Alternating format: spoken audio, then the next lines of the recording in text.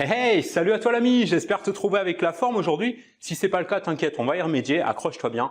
Bienvenue dans ce nouvel épisode d'Eric.Solutions dans lequel on va parler d'une approche toute simple pour mieux gérer ses émotions et se forger un mental d'acier. C'est tellement important, surtout quand on a choisi, comme toi et moi, d'entreprendre en solo et qu'on doit parfois faire face seul à des situations difficiles, justement dans les moments où il faudrait maintenir le cap pour assurer la progression et la pérennité de son business. Ça te dit d'en savoir plus? Alors surtout, lâche pas la suite.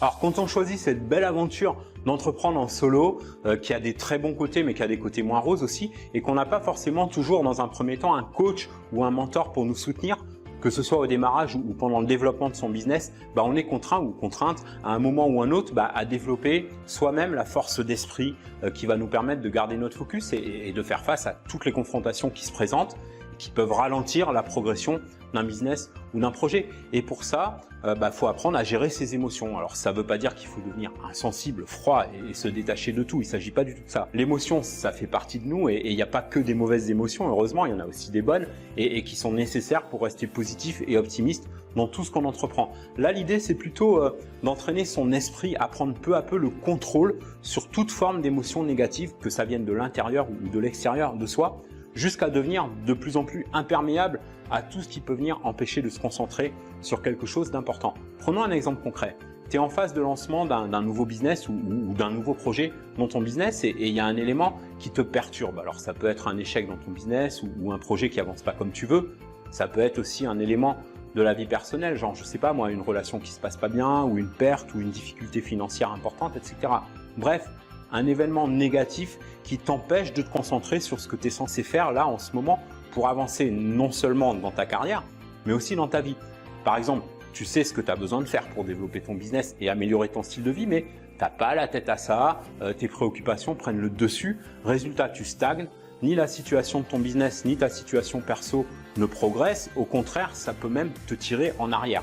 Bref, c'est le signal que tu as besoin d'agir, de te remettre sur les rails et quand tu bosses en solo, personne ne va le faire à ta place, même pas les proches, parce que la plupart du temps, même s'ils sont bien intentionnés, ils ont tendance à victimiser encore plus. Oh mon pauvre ou ma pauvre, t'as pas de chance, etc. Ou si tu as un entourage de personnes qui ont un job ordinaire, leur réflexe, ça va être de te ramener en arrière. Trouve-toi donc un job, etc. Bref, que des conseils tirés de leur propre expérience et donc forcément, ça va pas te faire avancer dans ton entreprise.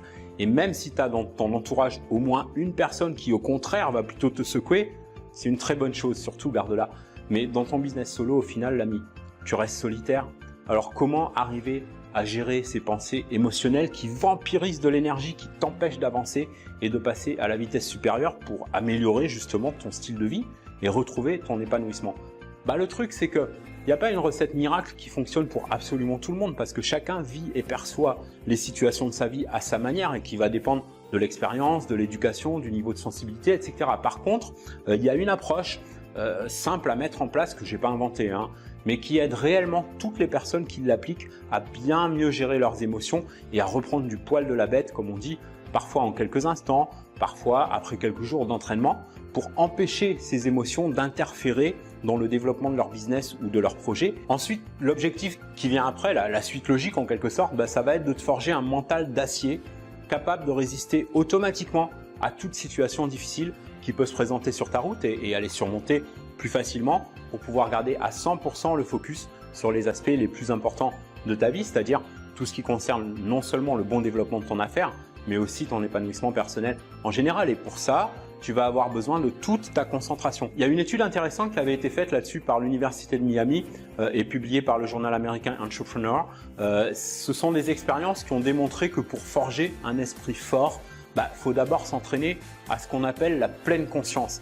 En termes plus clairs, s'entraîner chaque jour à concentrer toutes ses pensées et son énergie sur le moment présent et uniquement sur ça, sans aucun jugement, sans aucun a priori et donc faire abstraction de tout ce qui peut se rapporter à un événement du passé, même le passé proche, ou une anxiété par rapport à l'avenir. La pleine conscience, ça nettoie en quelque sorte l'esprit en le préservant de tout ce bruit et ce chaos qui peut venir de l'environnement dans lequel on vit. Ça te permet de calmer ton esprit et de lui amener à la fois la paix et la force nécessaires pour continuer à avancer et à progresser, même face aux difficultés les plus extrêmes. Être en phase avec le moment présent et le vivre pleinement, ça aide à diminuer les peurs qui freinent la plupart des gens. Et ça t'amène toute la clarté dont tu as besoin pour focaliser sur ce qui est le plus important. Concrètement, comment tu fais ça? Tu vas te mettre dans une position relaxante, prendre une grande inspiration, une grande expiration et te concentrer à 100% sur ce que tu es en train de faire dans le moment présent, ton environnement à ce moment-là, donc la pièce dans laquelle tu te trouves, les objets qui t'entourent, etc. Et dès que tu as une pensée qui te traverse l'esprit et qui vient d'un événement passé, même si c'est la veille, ne t'arrête pas dessus et laisse-la traverser. Tu sais, un peu comme si ça rentrait par une oreille et que ça sortait par l'autre, tu vois. Ça ne veut pas dire que ce n'est pas une pensée importante. C'est peut-être à propos d'une situation grave, mais quelle que soit la gravité de la situation, tu sais au fond de toi que ce n'est pas le bon moment pour y penser et que ce n'est pas en focalisant dessus et en te torturant l'esprit que tu vas trouver la solution dont tu as besoin. Au contraire même, parce que quelle que soit la situation, tu peux trouver une solution appropriée que si tu es clair dans ton esprit. Et cette clarté d'esprit, tu ne pourras pas l'avoir tant que tu laisseras l'émotion avoir prise sur toi. Reviens dans le moment présent, reprends conscience de l'endroit où tu te trouves et de ce que tu es en train de faire. À partir de là, fixe-toi un but tout simple. À chaque fois que tu es occupé au développement de ton business et que tu as une pensée externe qui te traverse l'esprit, n'importe laquelle, alors surprends-toi en train d'y penser et pose-toi ces simples questions.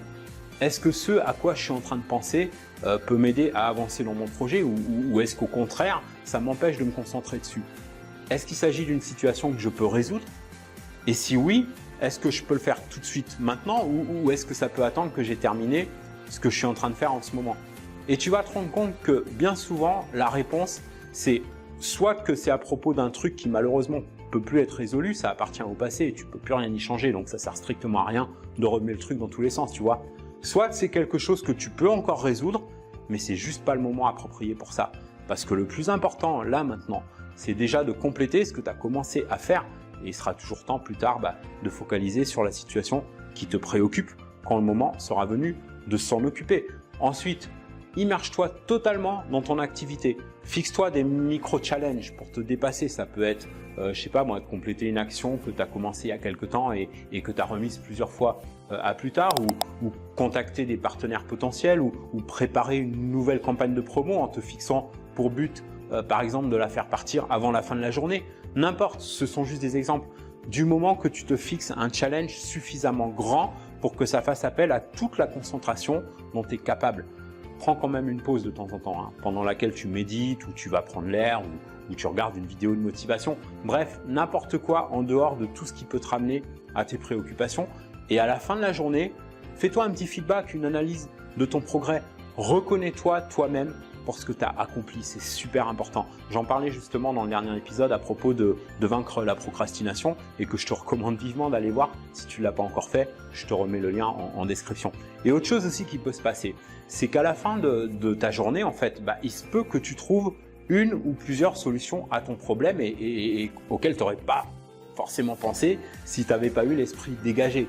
Ensuite, si tu veux aller plus loin dans la maîtrise de tes émotions sur le long terme, parce que bien sûr, le truc que je te donne ici, ça marche déjà pour déblayer le terrain, pour amorcer la pompe en quelque sorte. Mais si tu veux aller plus loin, c'est pas ma vidéo de 8 ou 10 minutes qui va suffire. Pour ça, je te recommande plutôt d'aller sur Amazon et de trouver un ou plusieurs bouquins de dev perso. Pas spécialement sur la gestion des émotions, mais plutôt sur le focus et la concentration perso. Je crois que plus tu cherches à maîtriser tes émotions, à gérer tes émotions, plus tu cherches des techniques là-dessus, plus en fait ça va t'amener à focaliser sur elles et elles peuvent finir par reprendre le dessus. Alors que si tu t'entraînes à visualiser tout ce qui peut t'amener à l'épanouissement, en fait les émotions négatives elles vont de plus en plus glisser entre guillemets, elles auront de moins en moins prise sur toi, elles vont disparaître d'elles-mêmes parce que tu vas conditionner ton esprit à se concentrer en focalisant à 100% sur tout ce qui te fait progresser et par rebond rejeter systématiquement et automatiquement tout ce qui peut venir à l'encontre de ton épanouissement, de ton développement. Pour ça, il y a un bouquin qui est excellent, que j'ai déjà recommandé dans une vidéo ou deux. C'est un bouquin qui date pas d'aujourd'hui, mais qui reste d'actualité selon moi. C'est La magie de voir grand de David Schwartz. Je te mets le lien en description aussi. C'est un bouquin vraiment à lire et à relire. Alors, c'est pas un lien affilié, je suis pas là pour gratter 20 centimes. Et n'hésite pas aussi à t'inscrire gratuitement à ma liste privée de coaching. Tu recevras même un programme de coaching gratuit. Alors, tu recevras pas un mail de promo genre tous les jours ou quoi, ni même toutes les semaines. C'est une liste à part de mes autres listes et qui est destinée exclusivement à t'informer à chaque fois que je sors un nouveau programme de coaching pour ton développement et celui de ton business. Utilise tous les liens en description pour ça.